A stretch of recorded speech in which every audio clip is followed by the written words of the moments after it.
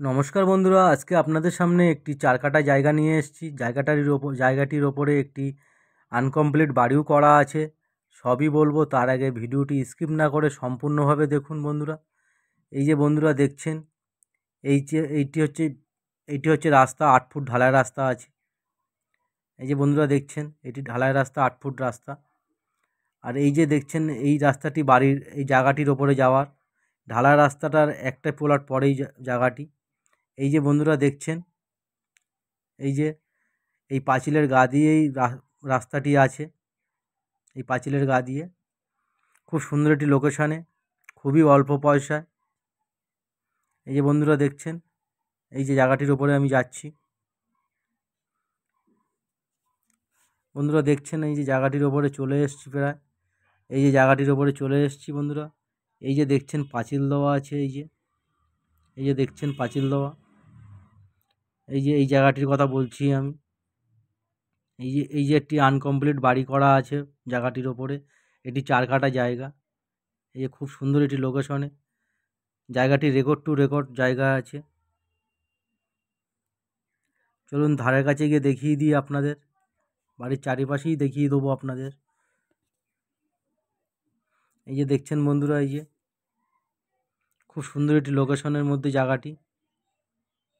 পুরো টোটাল বাড়িটি ভিট করা আছে।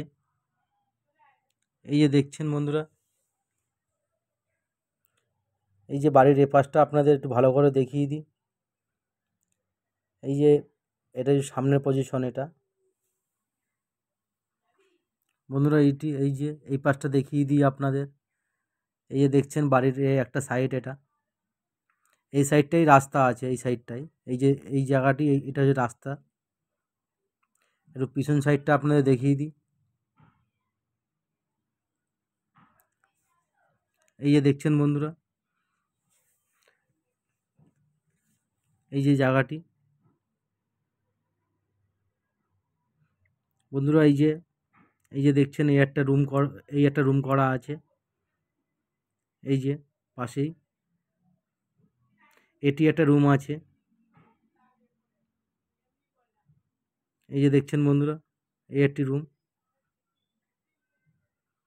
জায়গাটি কিনে আপনি ভাড়া ঘরও বানিয়ে ভাড়া দিতে পারেন। এই যে বন্ধুরা দেখছেন, এটিও একটা ভাড়া ঘর হচ্ছিল। এই যে দেখছেন বন্ধুরা, এই একটা বাড়ি, এই একটা রুম করা আছে।